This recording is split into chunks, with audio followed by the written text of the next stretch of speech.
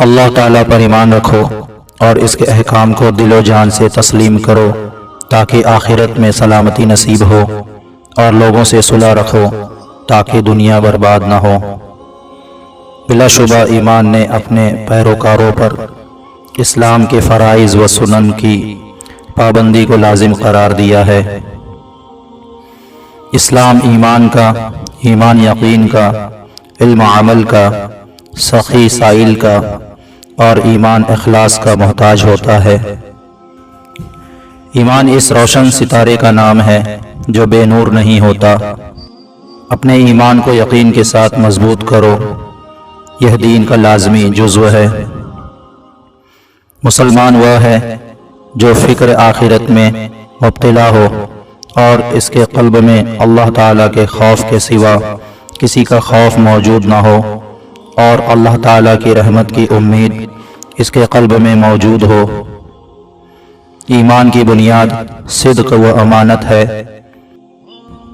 اگر تمہارا یقین اللہ تعالیٰ پر کامل ہے تو تم نجات پاؤ گے اور بروز حشر تمہیں امان ملے گا، اور اگر تم نفس کو اللہ تعالیٰ کے سپرد کر دو گے تو یہ تمہارے لیے بہتر ہوگا۔ ایمان کی 3 علامات ہے۔ پہلا تقوی، دوسرا نفسانی خواہشات کو دبانا، تیسرا نفسانی خواہشات پر غلبہ پانا۔ بہترین انسان وہ ہے جس کا ایمان خالص اور یقین صادق ہے۔ اپنے خیالات کو پانی کے قطروں سے زیادہ پاکیزہ رکھو، کیونکہ جس طرح قطروں سے دریا بنتا ہے اسی طرح خیالات سے ایمان بنتا ہے۔ جو آخرت پر ایمان رکھتا ہے وہ دنیا کا طالب نہیں ہوتا۔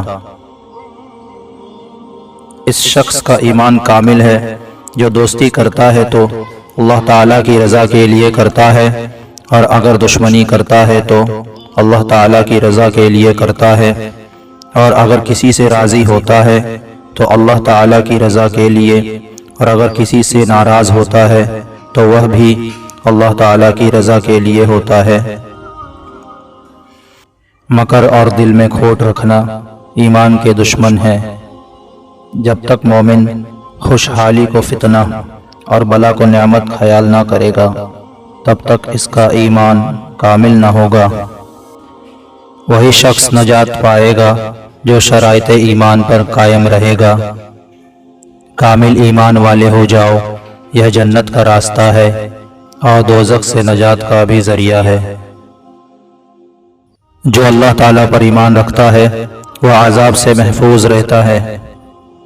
جو اللہ تعالیٰ پر ایمان رکھتا ہے وہ اللہ تعالیٰ کی حفاظت اور پناہ میں آ جاتا ہے، اور جو اللہ تعالیٰ پر کامل بھروسہ رکھتا ہے وہ اپنے تمام امور اللہ تعالیٰ کے سپرد کر دیتا ہے۔